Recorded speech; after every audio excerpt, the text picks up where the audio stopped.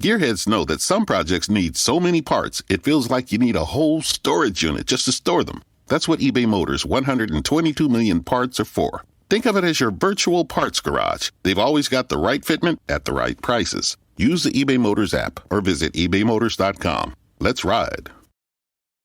You know, I've got this massive bike with my son's weight on the front of it. We've got 4 panniers hanging off it and the tent as well. It's a lot of weight, you know, it's a few hundred pounds of weight. And I had to get off the bike and I had to push the bike.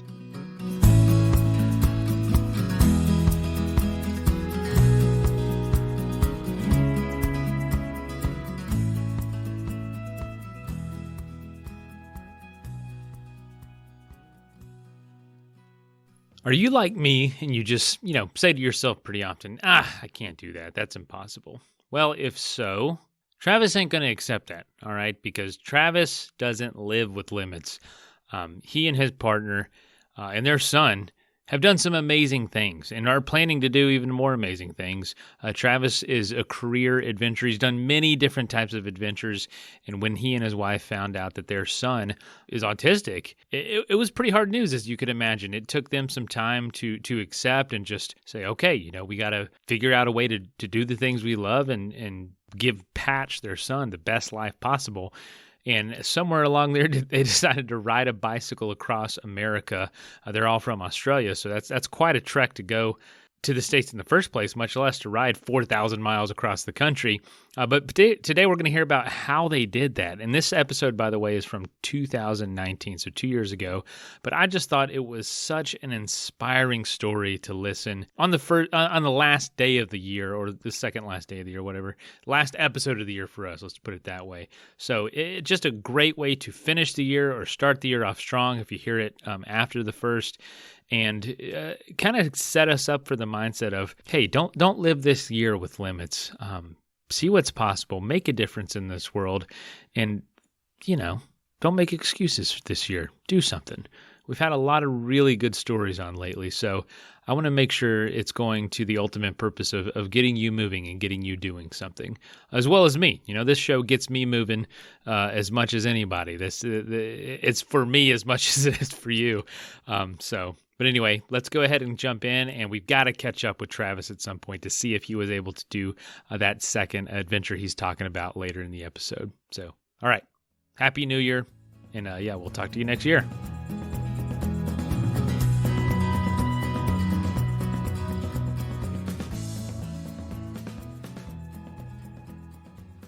We have a great episode coming at you today. We have a serial adventurer who's been all over the world: Pakistan, India, Malaysia, Singapore, Canada, and so many other places, as well as an educator. He's been teaching for over 20 years and has an awesome family that he does adventures with. We're going to get into his story and one of the trips he's done in the last few years that was just amazing, in my opinion. And that's Travis Saunders. Is it Saunders or Sanders? Yeah, it's Saunders. Yeah, it's great to be here. Yeah, welcome to the show, man. Oh, cheers, mate. Cheers. And what an introduction. Well, yeah, I hope I've done all that. Hope I didn't get anything wrong. But I'm going to guess from the accent you're coming at us from somewhere in Australia today. Yeah, that's correct. From Adelaide in Australia. And it's the middle of winter here. Oh, man. And so what's a winter like in Adelaide? That's the funny story. It's absolutely beautiful. I guess Adelaide's one of those. Yeah, it's one of those amazing places. It's quite dry, and about 8 months of the year, and almost 9 months of the year, we have blue skies. That's pretty enviable. Dang, we're in Colorado. It's pretty nice here. I'm not gonna lie. Winters can be cold, but not terrible. Not terrible. But yeah, man. So you've done some incredible adventures, but you've been a teacher for a long time, correct? Yeah, that's right. Like over 20 years ago, I studied a Bachelor of Education, majoring in environmental science. But that love of environmental science grew from those very early experiences of my dad dropping a good friend of mine and myself about 100 kilometres out of the city of Melbourne where we grew up. and we'd take the fishing rods in a backpack, and we'd head out for either a day or a couple of days, and we'd walk up and down these little creeks, trout fishing, and we'd camp the night. And I was, fortunate enough to see some magnificent Australian wildlife in those journeys: koalas, kangaroos, and the elusive platypus, which is a animal that lives, in some of these remote streams in Australia. And I had this passionate geography teacher at the time, and that love and that exploration and that passionate geography teacher built me up to what I am today, to have a really good understanding of what it means to look after the environment, but also connect with the environment and connect with the people that really appreciate the great outdoors. And so I am certainly somebody that has a bucket list of adventures, and not enough time and not enough of my life to be able to achieve them all. It's frustrating, isn't it? I'm sure a lot of the people you talk to are exactly the same. How do you fund these adventures? Yeah, how do you fund them? How do you have the time? I mean, it's the more you read, the more you research, all it does is make you more frustrated on and it's the different ways you can experience it. You can hike it, you can bike it, you can fly over it if you have the capability. I mean, there's just so many ways to experience the same places. It's overwhelming. Yeah. Look, it is, and of course these days we're inundated with Instagram and Facebook kind of photos and stories of all these amazing people doing these incredible adventures, and you just say, I want to do that. I want to be there. I want to explore what they are, and then sometimes you just got to kind of kick back and go, all right, here's a reality check. They're going through some pretty tough times out on those trails or that adventure. I'm enjoying my life at the moment. I'm going to kind of explore what it means to live the moment, and then I'm going to research my own adventure and make it my own unique experience to then go out there and give it a crack and not live it as much through social media. Yeah, that social media can really, it can ruin your day, your life, really, if you let it just the envy get a hold of you. But man, it sounds like those early experiences with your dad is kind of what built this foundation of adventure. And when you think about it, then those aren't the grandest experiences in the sense of like climbing a big mountain. It's just being out there with your dad, doing fishing, and just being there. That was important. Yeah, and I think it's those kind of like those formative years that builds up to who I am now in those summative years. And so it was such an important time in my life to build up those little skills and those splinter skills about how to be able to cope in certain situations and to get myself out of situations. And so I thank my dad for that, but I also thank other people that I met early on, like that geography teacher, like that really good mate of mine that I walked up and down those creeks with. And I'm a firm believer that we're all lifelong learners, and we can learn something of everyone we meet and every interaction that we have, and build upon those skills to have a crack at some of those big adventures that are kind of scary for so many people, but don't need to be. So what was the process like for you starting out with those smaller foundational experiences into what you do now? These big, not even expeditions, I guess, but just multiple month-long adventures. Yeah, look, I think it was a case of a little bit of a luck or bad luck at this stage. We were going through a bit of a revolution in an Australian education system, and we had a where I was growing up, they made 10,000 teachers kind of redundant, and they were folding all these schools and creating from these small schools, they were creating these super schools, and it meant that as I was coming out of university, there were no jobs. And so I opened up the newspaper one day. Yeah, we had newspapers back then. And there was a job going in a Maori Polynesian school in New Zealand. And it was that moment in my life that really opened up adventure like I'd never experienced before. And before you knew it, over the course of several months of being over there, I'd trekked all of the great walks of New Zealand kind of back to back. And that opened up a life of adventure, but and also an importance of actually doing these adventures with other people. And that was so important to me, that I had the experiences that I could share with other people. And I've done so many adventures around the world solo, and they're exciting. That's great. But the ones I like to talk about these days are the ones that I've shared with people. And and that includes things like, walking across England, and where I loved it so much that I did it again the next year with a different friend, and cycling through the volcanic regions of Indonesia with another good mate. And there's so many different kind of those smaller 2-week, 1 month long adventures that kind of gave me those skills that I needed, and the confidence and the experience to go, hey, you know what? I can tackle anything. And if we break it down, if you can do a 2-day adventure, you can do a 2-month adventure, you could do a year-long adventure. You just have to be able to plan ahead and plan for those things that may go, possibly or terribly wrong. And so adventure's my life. It's what I do between working and looking after my severely autistic son. Well, first of all, what a place to build a love for adventure, New Zealand. Jeez, that sets you up for some epic stuff going on there. And so after experiencing that and you come back home, did you eventually find a job teaching and start doing that? Yeah, and I guess that's what I've done for years, is that I've gone in and I've gone, all right, I really want to go to this particular part of the world. What's the best job to do that in? That's a teacher's position. We have a 6-week break over our summer holidays, and so I was able to do some of those adventures over that 6-week break.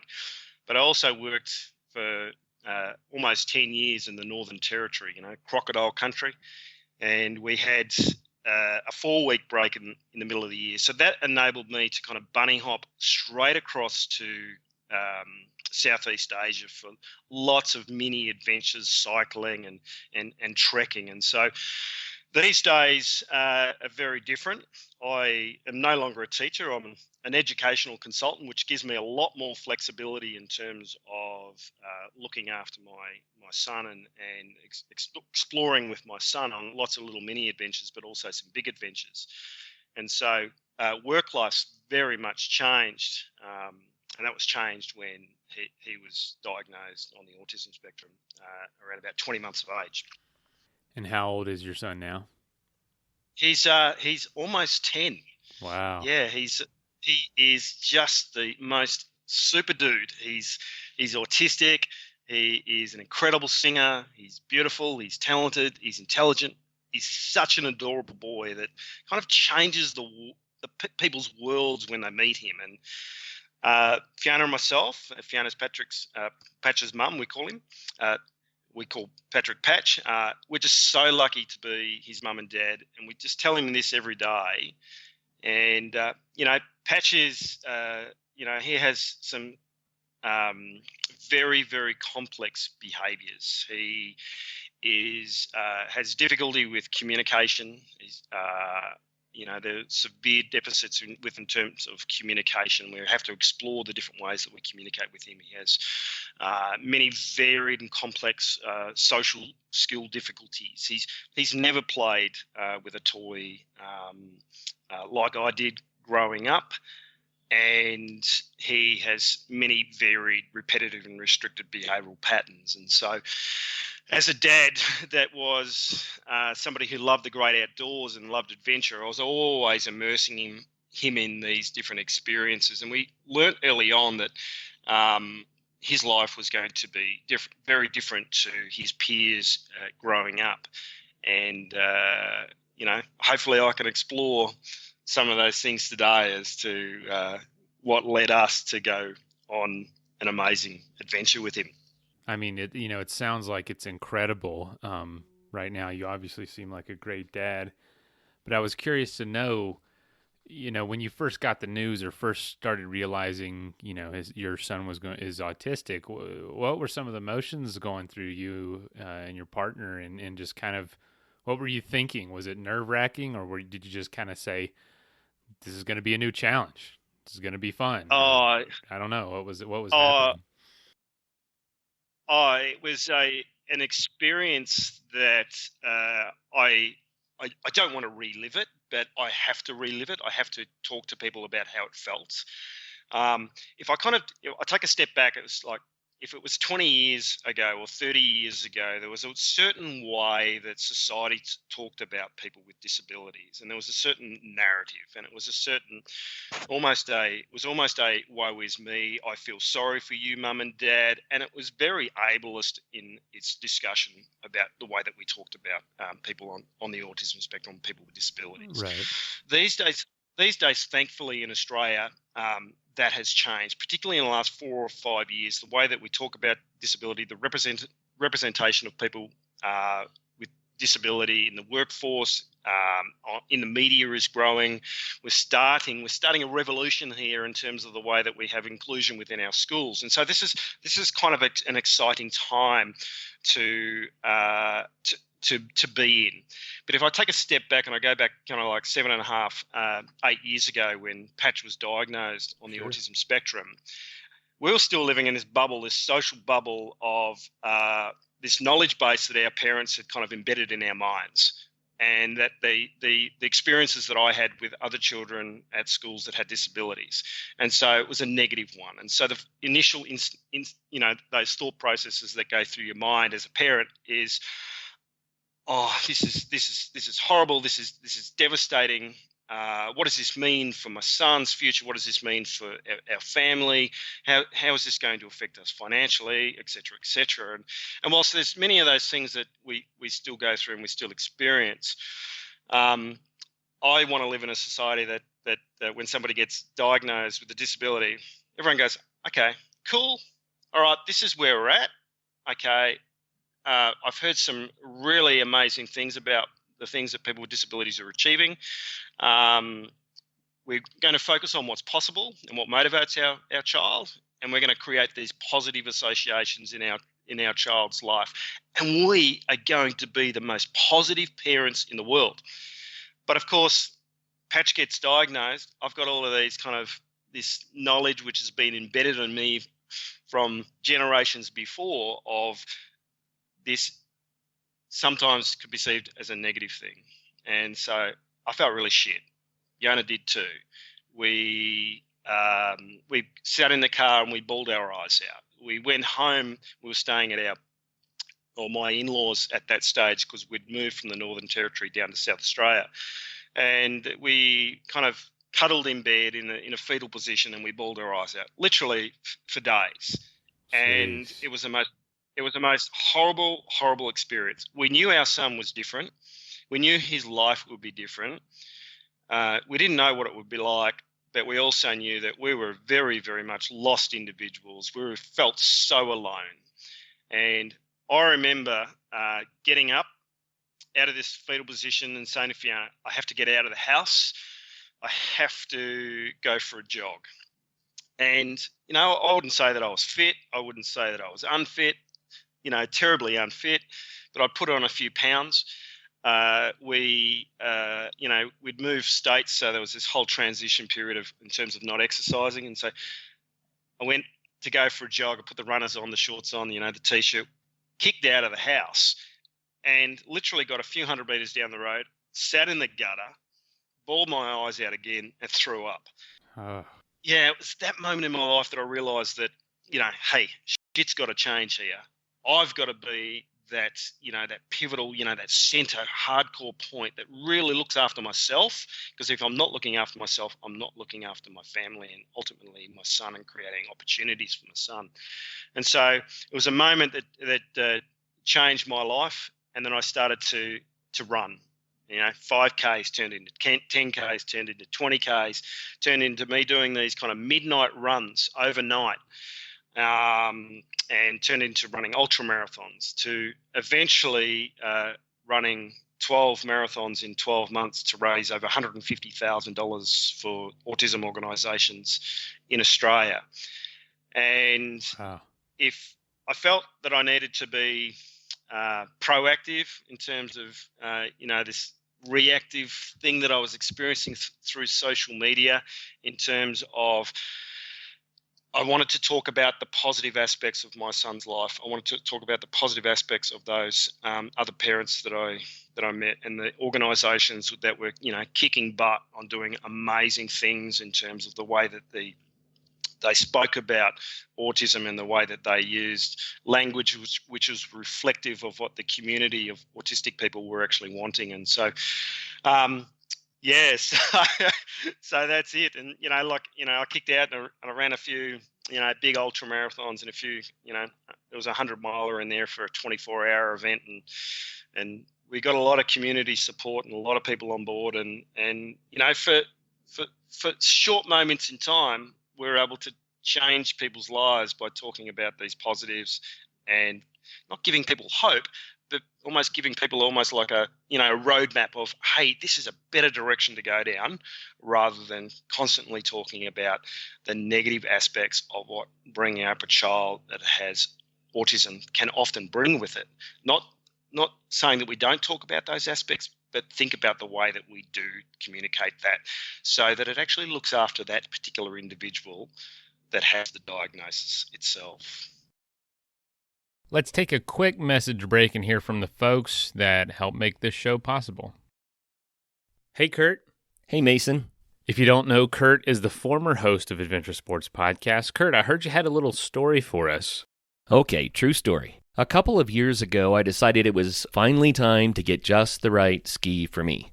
But ski technology changes so quickly, and I really didn't know what I needed, so I just went to Powder 7, and I told them my skier ability, how I wanted the ski to perform in the POW and on the corduroy and in the bumps, and they pointed at a ski in the wall and said, I think this is the one for you. Of course, they showed me several others and told me how they would differ, but in the end, they said, but based on what you said, this is probably the one. I have never had as much fun on a ski as the one that they recommended for me. So if you're going to buy new skis, why not buy the right ones for you? And to do that, go to Powder 7. They really know what they're talking about. And I also wanted to add, they have pretty much perfected the art of buying skis online too. So even if you're not in the area, they have a very robust website, extremely helpful. And the cool thing too, they do sell a lot of used demo skis. So I know we on the show are always looking for deals. That's a great way to save a little money if budget's tight right now. So definitely check out Powder 7 by going to powder7.com. Again, that's powder7.com. It takes a lot of ingredients to fix or build a car, like cooking, but without the frozen dinner easy way out. eBay Motors has 122 million parts. It's always the right fitment, so you can follow any recipe to a T. Whether it's a vintage Italian coupe that's classic like Grandma's meatballs, or a German luxury car that's as complicated as Oma's rouladen, to cook up something great in the garage, use the eBay Motors app or visit ebaymotors.com. Let's ride. That is plenty of that for now. Let's get back into the episode. Yeah, it sounds like you've put a lot of thought into the way you guys want to approach this and how you have approached it. And you've kind of alluded to it. But what are some of the common misconceptions of autism when it comes to, caring for someone with autism that you've found? I know, keeping a positive attitude has probably been crucial for all this, and it hasn't been easy, I'm sure. But, there a lot of people probably do feel that, their adventure days are over if they have an issue like this pop up. Oh, look, I guess I can't talk for any other individual that is on the autism spectrum or any other families. Circumstances involving their own child and what they can go and experience. But I've met a lot of parents now that you get connected with like people, don't you, in life often. And so I've been connected with other autism parents that have children that are on the autism spectrum that had gone out and done some kind of awesome adventures, including motorbike trips in Africa and going across to South America to do small treks and things like that. But the one thing that we all have in common, and this is about always presume competence. We have a child that is minimally verbal to non-verbal in terms of the way that he's able to express himself. Now, I've been lucky enough to have made a podcast about autism, and I've spoken to non-verbal autistics all around the world that now type to communicate. And they all say the same thing. Always presume competence. Never give up on us. Always make sure that you can help us to learn the method of communication that works for us. Being non-verbal doesn't mean you have nothing to say. Being non-verbal doesn't mean you don't understand those conversations that are going on around you. And so the biggest thing that I could say to anyone out there is that if somebody's not looking at you, it doesn't mean that they don't understand every single word you're saying. You don't have to make eye contact to understand what somebody else is saying. And we know that when we go for a bushwalk, don't we? We've got our good mate who's in front of us, and we're often walking behind our good mate. We're not making eye contact to be able to have a conversation. We're not making eye contact to be able to understand what that particular person is saying. And so that's no different to somebody on the autism spectrum. And that's something I'd say to teachers too. And how many times have I said it myself and made a mistake in the classroom? And it doesn't have to be necessarily to somebody on the autism spectrum. It's to say, can you look at me when I'm talking to you? For some people, it's difficult to make that eye contact. For some people, it is so painful to make that eye contact. So why, as a society or as a therapy organisation, are we trying to make people do something that is incredibly painful to them or doesn't meet their needs? And so that's the biggest misconception I can say, is that if we presume that somebody's competent and we provide them with those resources to be able to communicate, they can then tell us what they're thinking, what they're feeling, and then provide them with that choice and control over their life. And if we forget about every meme that's ever been created about autism, and we forget about everything that we've ever been told, and we actually can communicate with that individual or communicate with that individual's parents that often know that their child best, we can actually break down all those misconceptions and cliches and misunderstandings and actually focus on that individual as opposed to focusing on a diagnosis. And we're going to kick a lot more goals if we, tackle it that way. It sounds like that it's taught you that not everything is what it seems. And I'm sure it's changed you tremendously, this experience over the last 10 years.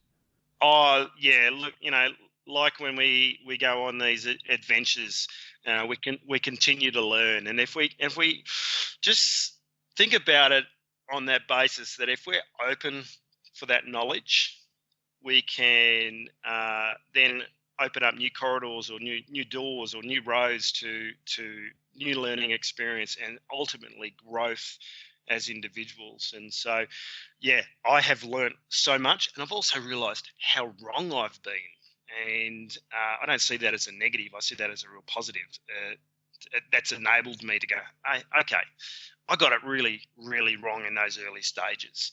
I was concentrating on things ultimately that my son couldn't do. And whilst it's important to concentrate on those aspects, if we can concentrate, more on those possibilities and what motivates your child and what their strengths and interests are, we can kind of, cradle or encourage that growth. And that's why we came up with this, bizarre, all out there idea to cycle from one side of America to the other side with our autistic son. Yeah, I mean, you said adventure is your life, and you aren't kidding. Just because, you have these new challenges and opportunities, you guys did something that so many people would be terrified of to do.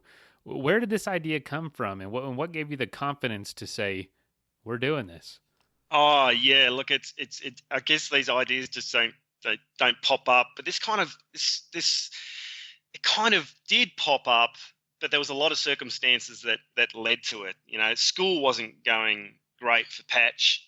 He was really, really struggling. He was visually distressed, and he lost a lot of language, and as a result of that, Fiona and myself, we'd we were struggling. Our relationship was struggling. Our entire family unit was struggling. And it was around the same time that there was a Victorian organisation over here that set up something called the ICANN network. And it was set up by an autistic lawyer that kind of said that I want to create environments that are based on strengths and interests for kids. I want to work with schools. I want to concentrate on those positive. I want full inclusion to be able to support kids, and I want to mentor children. And I liked it. I really liked this idea of, focusing on what those strengths and interests are, to embrace the autistic individual. And so this particular day we were on a lake, and I was sitting on the side of the lake, and Patch was out in these little kind of, I think they were like 12-foot skiff sailing boats, and Fiona was out there guiding Patch on how to control this little skiff. And there was this another I think he's about 24, 25 years old. Trent was his name. He came in and he said, Travis, Dad says there's nothing I can't do. And I was sitting next to Dad, and I said, yeah, absolutely, Trent. There's nothing you can't do. And his Dad says that, one day I'll be able to, go out by myself, because Trent also had a carer next to him guiding him through this sailing process. And Dad says, you know what, Trent, you're almost there, mate. You're almost there. You're going to get there. And Trent went in and out half a dozen times. And every time he came back in, he kind of had this same conversation with me. And it really stuck. There's nothing you can't do. And so I had this whole concept of there's nothing you can't do in terms of what Trent had said.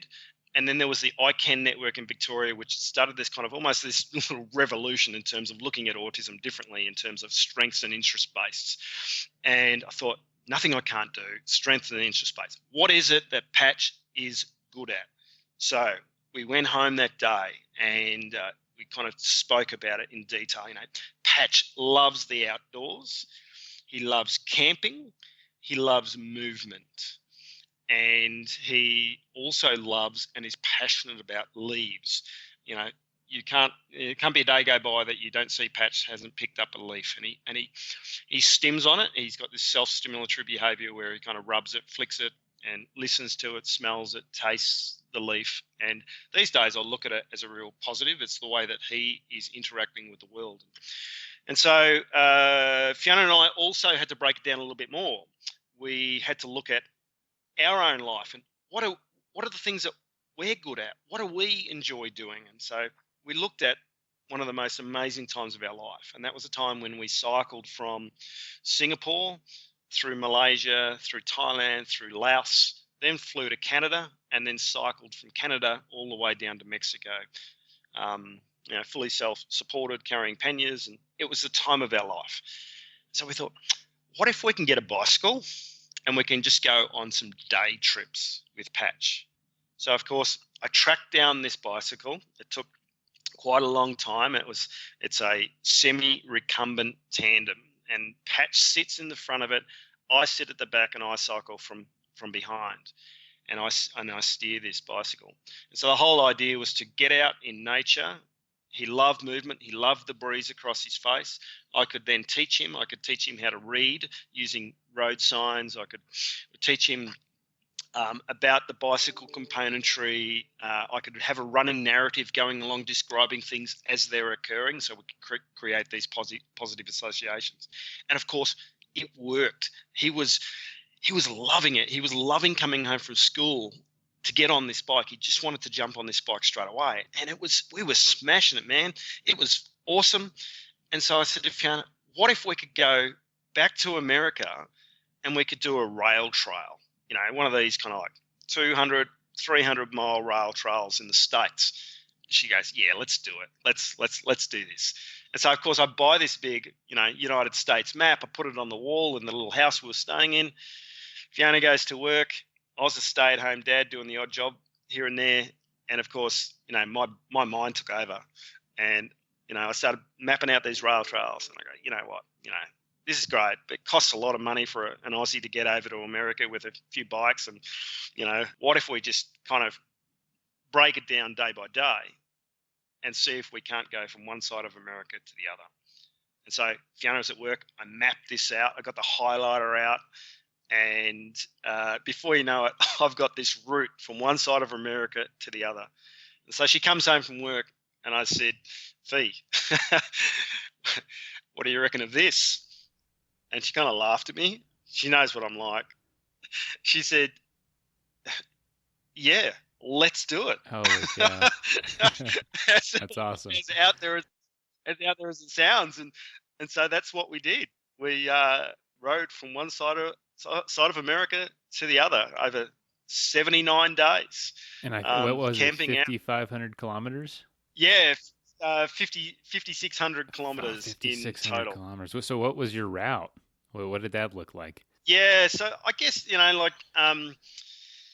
we'd ridden from from Canada to Mexico back in 2007, and we loved the coast, and we thought about doing that trip again, but then we thought, life's about experiencing different things and having new associations. So for us, it really, the route or the route which we say in Australia wasn't the biggest kind of decision. For us, it was about, okay, we've got 3-month visa.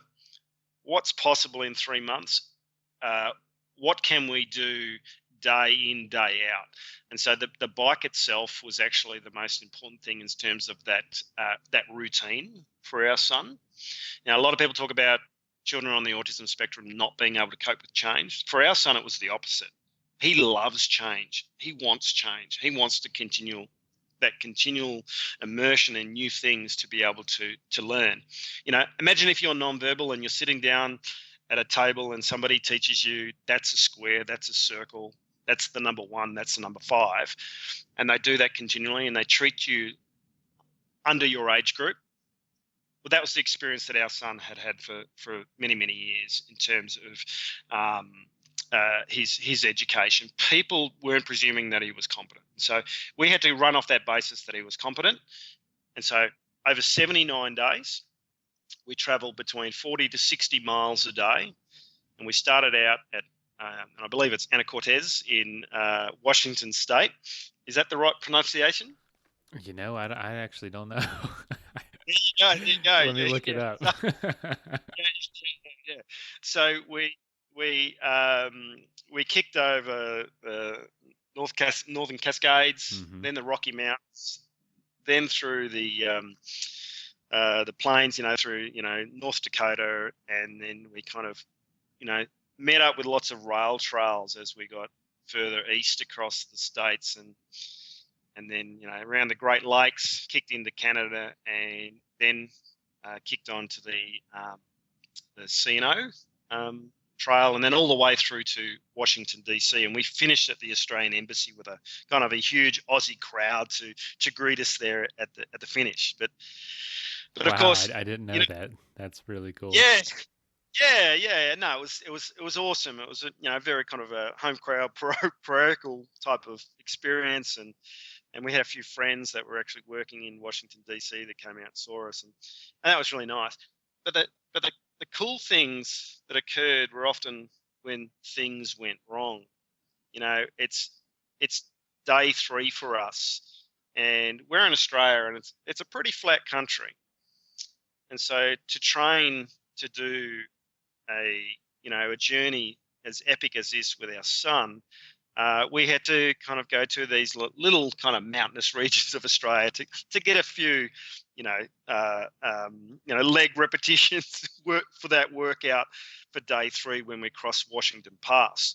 And of course, Washington Pass is, no small hill. It's, 5,477 feet or whatever it is on day 3, but it killed us. I've got this massive bike with my son's weight on the front of it. We've got 4 panniers hanging off it and the tent as well. It's a lot of weight, it's a few hundred pounds of weight. And I had to get off the bike and I had to push the bike. And so Fiona and I pushed our bikes over 6 mountain passes in the Rocky Mountains, Northern Cascades. How did your son do with that? He did well. He was amazing. He got off the bike lots. We held hands. We taught him how to push the bike. We sat on the side of the road and we watched these little streams, and we spoke about the streams, and he experienced cold. We could talk about what it meant to be cold. And we were able to teach him in situ in that particular moment in time. And we spoke about road signs, and we found number plates. We collected number plates the whole way across America, and we got him talking about the numbers. And eventually, when we got to about halfway across America, we stayed in a hotel one night, and he started to speak again. And it was just a phenomenal experience. So I'd say, what does that say? And he'd say, fire extinguisher. And what does that say? Exit. And so we were running around this hotel frantic, looking for new words, and he was just one after the other. And these days he doesn't talk a lot. He doesn't express himself verbally, but it's those moments in time that kind of, reinforce that presumption of competence to go, hey, he understands absolutely everything we are saying to him.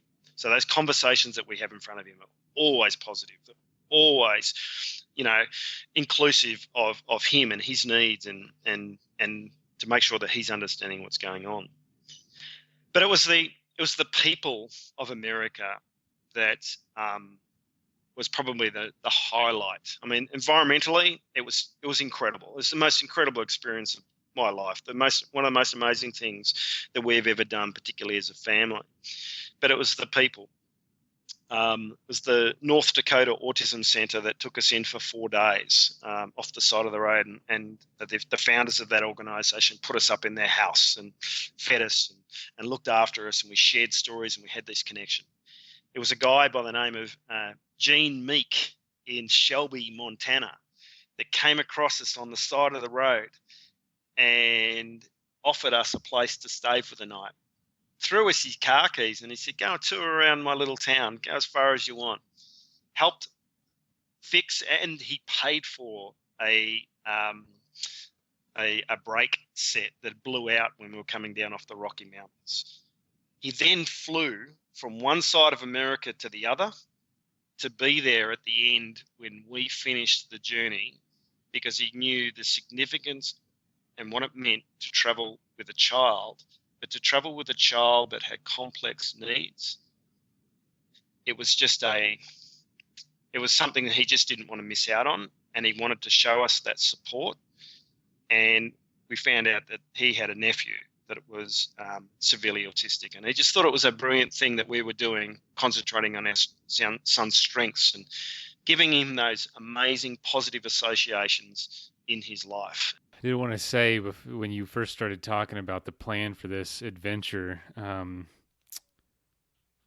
it's beautiful the way you said it. It was, you basically aligned the things your son enjoyed and wanted to do and was capable of doing, and the things you were capable of doing and the things you enjoyed. And where those things all align, that Venn diagram, you created this idea for this adventure. And I don't know, I just feel that's just such a wonderfully opportunistic way to look at things, because without that outlook, I don't think you would have this would never have crossed your mind as even a possibility, much less to make it actually happen. I mean, what an adventure. I mean, beautiful, beautiful places you were experiencing, but also in this beautiful way. Man, that is awesome. That is awesome. Yeah. Look, it's a classic, isn't it? I remember a day, like there's some negative things that occurred, but we kind of take the positive out of it. It was negative in terms of it was scary, it was risk taking. What the heck were we doing as mum and dad? Right. We camped in Theodore Roosevelt National Park with herds of bison that stampeded past the tents. Oh we my had to gosh. get past these bison that were on the middle of the road and kind of navigate our way around these beasts that were the size of pickup trucks.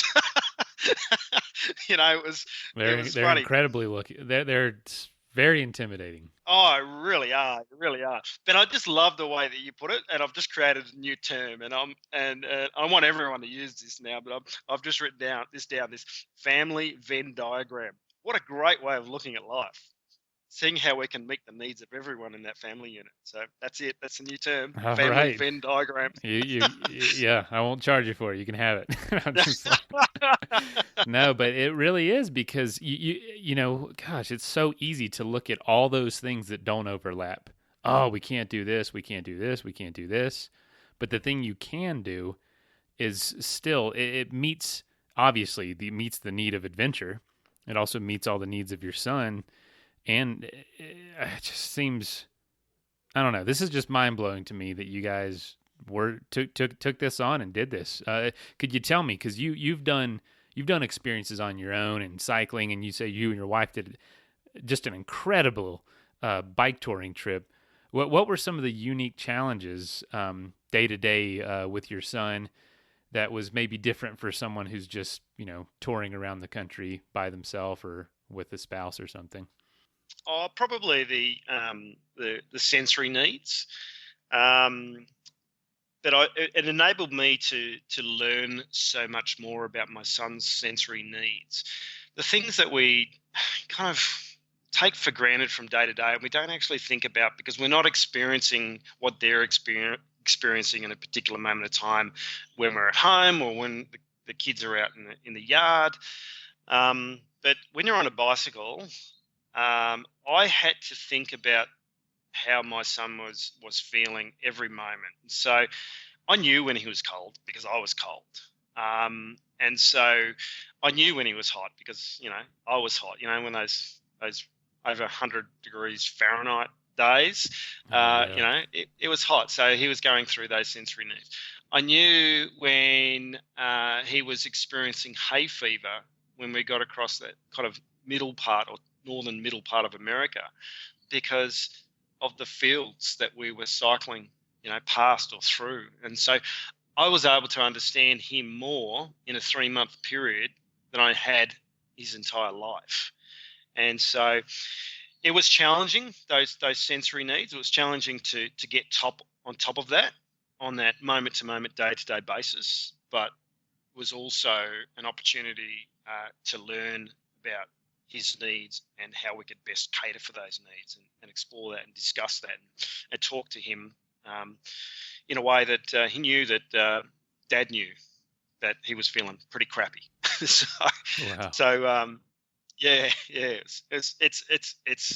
sounds pretty corny when I talk about it, but like it's this beautiful symbiotic relationship that was formed between my son and myself, being at one together on that bicycle. Yeah, I would love to post a picture of the bike and you guys on it because it is kind of you're right there in his ear almost like hey, look at that. Hey, I know it was probably hard to get used to the weight distribution, but it seemed like you were able to just interact with him much more easily, in his view not being obstructed at all by anything in front of him. What an incredible front seat experience for this whole journey. Oh, look, it was funny, because this bicycle, obviously, when I first started out training on it, it was difficult. By day 3, I was smashing it. By the end of the trip across the States, I mean, we did 1,000 kilometers on these kind of rough old gravel trails too across the States. Wow. We were able to bunny hop rocks and curbs. It was like it was a mountain bike. That's incredible. I didn't know that you guys are off road so. I mean, you keep throwing details about the trip that just keep heightening the amount of how impressed I am by this. That's amazing. Yeah. Look, and we also purchased a tag along bike that connected onto the back of the Hasapino, and so it was almost like a road train. And so Patch was on the tag along for about 1,000 kilometers, and he'd kind of spin and pedal along and laugh and carry on. He'd take his hands off the handlebars and shake them in the air. It was kind of a bit scary, but he was just having a ball. It was brilliant. So Wow. So how was did you guys camp a lot, and how was that with your son? Did he you said he enjoys that? Yeah, look, he absolutely loves camping. It's almost as if it's a bit of a safe place. He also likes the texture of the tent, and he likes kind of like the different colours that come through on the different angles. I think as the sun shines through the tent as well. And so it was an opportunity to help him to learn how to put the tent up. And so there was a lot of kind of guiding along those lines. And the majority of the time we camped as we went across the United States. And it's strange now is that I don't remember a lot of those kind of positive experiences. I remember a couple of negative experiences with camping where he was upset, and we're in these state parks, but these kind of jam-packed state parks with lots and lots of people in them. Mm-hmm. And Patch is upset, and Fiona and I, it's like 1 o'clock in the morning, 2 o'clock in the morning, 3 o'clock, and we're just kind of counting down the minutes to get on that bike because we know that the whole state park is awake, and we also want to get Patch out of that kind of situation. And so, but you can't do that in the middle of the night. It wasn't possible. And so it's those experiences that, while they're not, they're great for storytelling, but they're probably not great, positive associations for Patch and our family. But, there was times that were incredibly hard. And, hey, isn't that day-to-day life too? It sure can be. Yeah. Yeah. We were having tough times at home, and so we expected that there'd be tough times on the road. Were you guys surprised at all that you were able to complete this, or was that just you had made up your mind by the time you started? Yeah, it's interesting, isn't it? We just kind of set out saying we're going to tackle this 1 kilometre, 1 mile at a time. And once we'd got over Washington Pass, we were like, yeah, okay, that's our first significant peak. And then, of course, you get over that first one, then you've got another one. I think Loop Pass it was, and then there was another one after that, and then another one after that, and it's like get to about the fourth one. Fiona's going, "What are we doing? What were we thinking about? This is ridiculous. I'm not fit enough." Because, of course, when I was training with Patch, she was she was at work, so she didn't have the opportunity to put the miles in things. And so, but once we got over the Rocky Mountains, we were like, righto, we can do this. And but then we got kind of 3/4 of the way across the states, and we were tired. But it was the experiences and the people that we met every day that really, really kind of motivated us to keep going. And the fact that Patch was having such a great time, and it just meant that, hey, we've got to knock this on the head now. We've got to finish this last kind of 100, 200 kilometers. And that's what happened. We finished, and it was a glorious experience. Wow. I can't imagine the feeling of accomplishment, of how proud you guys must have been of your son and of yourselves. And you've mentioned you've said people a few times. Maybe that's something you didn't expect. I don't know if that was something in your mind. I know for a lot of people we talk to, that is a surprising aspect of their adventure, that they look back on it with such fondness and such gratitude, is the incredible compassion that people show them during their trip. Oh, look, it's mind-blowing the way that people kind of came out of these little nooks and crannies to support us. I've made some lifelong friendships out of adventure travel, but I think that guy Gene Meek that I spoke about, and I've spoken to the media all about the world about this fella from Shelby, Montana. He's probably the most amazing guy I've ever met. That just took a moment of his time to come and say g'day and have a chat, and then lent a hand. and then travel from one side of the states to the other to come and see us finish. Those friendships and those relationships is what I'm searching for not only for myself, because I love to learn, I love to explore other people's lives, but for my son, to help him to learn how to communicate and learn how to socialize. We've got to increase the quality and the number of interactions that he has with people. And it seems to me that, I haven't met too many people in the world that are passionate about the outdoors and that are adventurous, that are kind of, are nasty people. There's kind of good people out. We've talked to a few of them on this show. Yeah. That's it. I mean, there's people who love the outdoors. They're connecting with nature. They're generally connecting with people too, and so that's why we think it's a great idea to kind of hit the road and do these types of activities with Patch.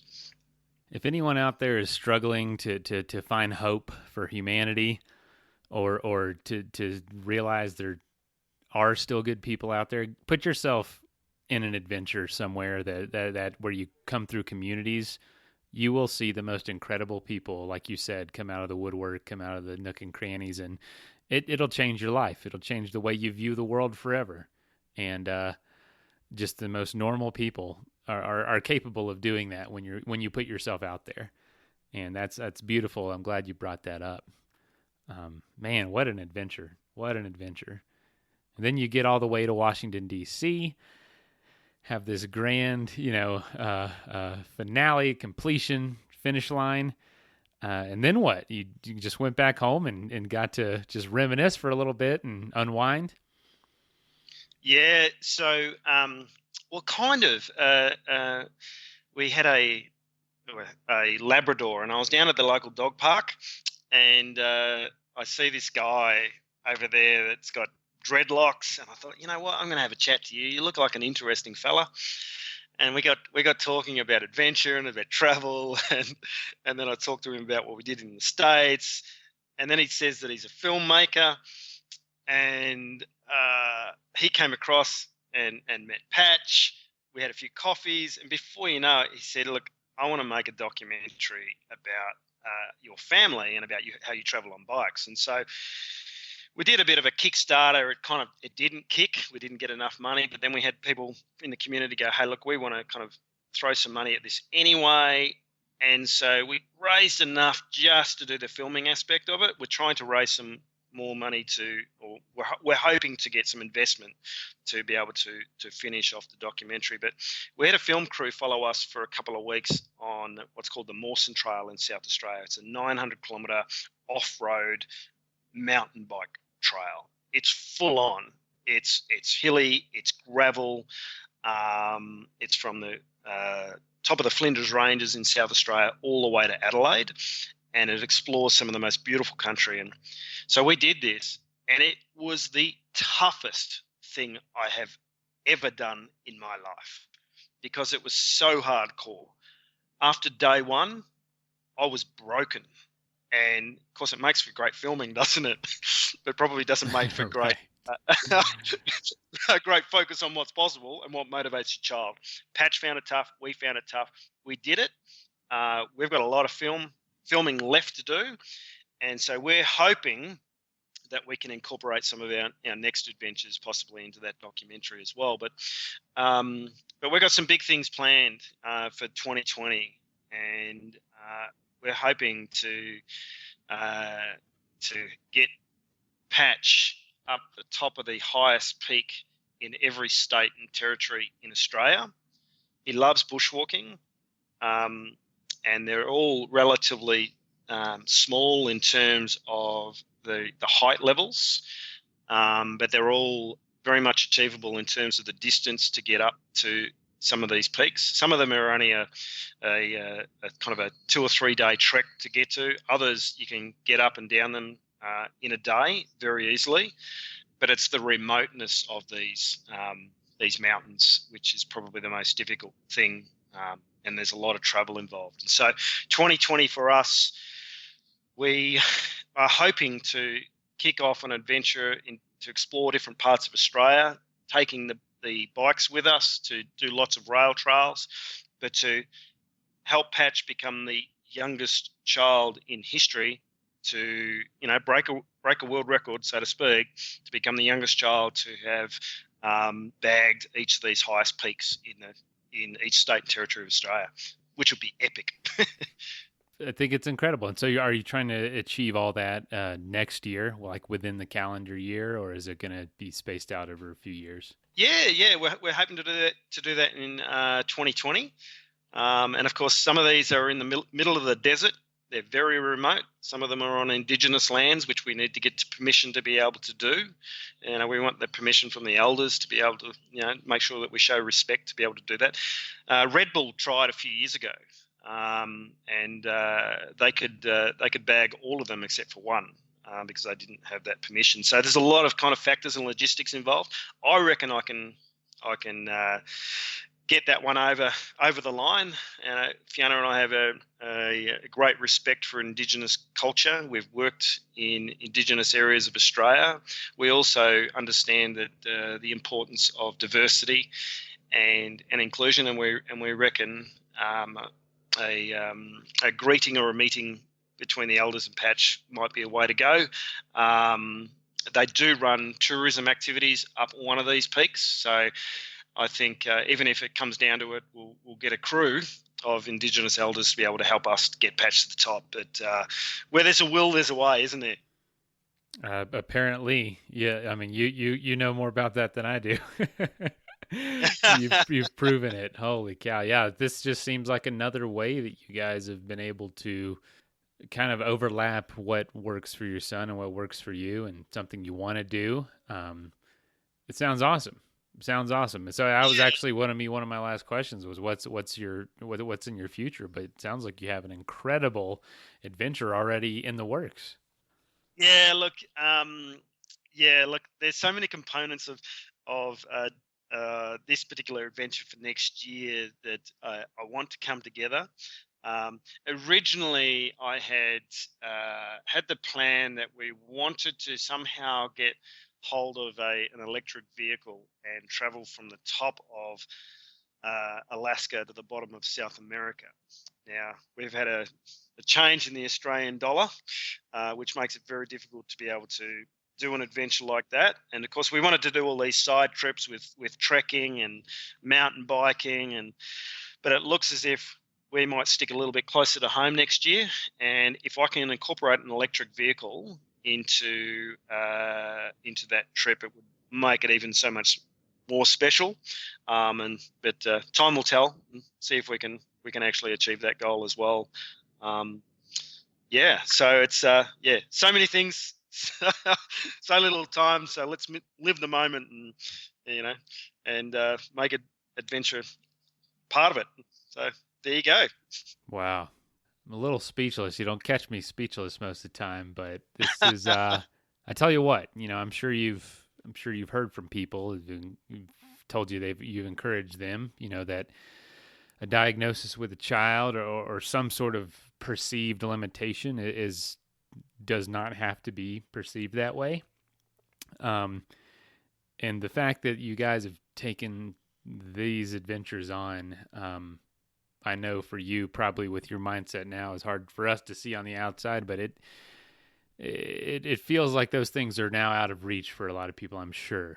And so when they see someone like you, it's just got to give that sense of adventure and that sense of this is possible back to them. And so, thank you for doing that. Yeah, look, I guess, we've had some tough times over the years, and we just try to live an amazing, happy life, and try to kind of, crack through some of those difficult times. I've got a saying: there's no change without change. And if things aren't working out, you've got to try something different. And so, I guess one of the things in those very early days of diagnosis, Fiona and I got a lot of things wrong. There are a lot of questions that we wanted answered that we couldn't necessarily find out information about. And so over the last 18 months, almost 20 months now, we worked on a podcast for the Australian Broadcasting Corporation, the ABC here.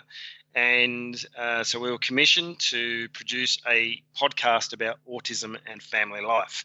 And so we would love it if people in America were able to kind of, share that podcast, get people listening to it, because it's a very intimate approach to podcasting where we explore certain facets of our family's life. And with our son's permission, we have been able to interview him and record his voice and use aspects or audio of his voice over 9 years. So it's quite incredible, really. Our son's minimally verbal, non-verbal, and to capture some of that language that he's used. But we then go out and we interview people all over the world, autistics, parents and professionals, about their everyday life, and so they then are able to offer some of those ideas and those supports that parents are looking for in those very early stages. And so we created a podcast that we needed, many years ago when Patch was first diagnosed, to help others. And so it's called the Parenting Spectrum, and you can obviously get it on iTunes or wherever you download your podcast. So that's the Parenting Spectrum, and over 50% of the people that we interview are autistic, and they absolutely smash all those misconceptions and they break it all down. And right throughout this podcast, we talk about achieving the seemingly impossible and focusing on what's possible and what motivates your child, and it's all about strengths and interests. And of course, if you love travel and adventure, if as a minimum you only listen to one episode, listen to episode 6, because it's about the joy of travel with your child who's on the autism spectrum.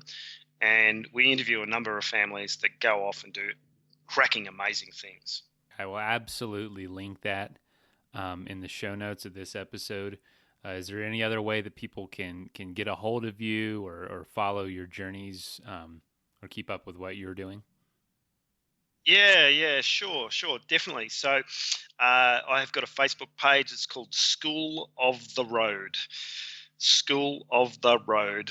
And a little green logo there. It's got a little bicycle in the middle of it, a couple of trees on the outside, so you won't be able to miss it. And that's where I talk about our adventures in our day-to-day life and life growing up, bringing up a child. And I try to be really, really positive and try to be I'm not necessarily a role model, but somebody that's that talks in a way that's it's a new narrative, a way that we should always have been talking about disability and focusing on those strengths and those interests and helping build a community. My goodness, Travis, thank you so much for coming on here and telling your journey and encouraging folks who might be facing something that is challenging. And for those that aren't, if they think they have an excuse as to why they can't do an adventure, you're telling them right now, like, there's a way you can do the things that fulfill you. You just got to be creative and think outside the box a little bit. And to create that meaningful participation is probably one of the most important things. Make it work for your child and make it work for your family. Hey, and as you said, create that family Venn diagram, and you never know what your child and yourself are going to get out of that. And so it's been awesome talking to you. Well, I appreciate it. Yeah, and I want to check out the film when it comes out. Yeah, sweet, mate. And that's brilliant, mate. I'll let you know. All right. Well, Travis, have a great day. Have a good morning. And you too. Tell your family hello, and thanks again for doing this. Yeah, good on you, mate. No All worries. Right. Take care. Yes, sir. Okay. All right. Cheers. All right, bye. Bye. First of all, thank you so much for listening. It means the world to us that you choose to listen to this show. If you'd like to help us further, you can leave a review on iTunes, share us with your friends, your family. It goes a long way to grow in the show. You can also support us financially through patreon.com/adventuresportspodcast. Link is in the show notes. And also, if you have an idea of who could be a good guest for the show, we're always looking for people to tell their story about the outdoors or adventure. So if you know someone, please reach out. Email us at info@adventuresportspodcast.com. And until then, get out there and have some fun.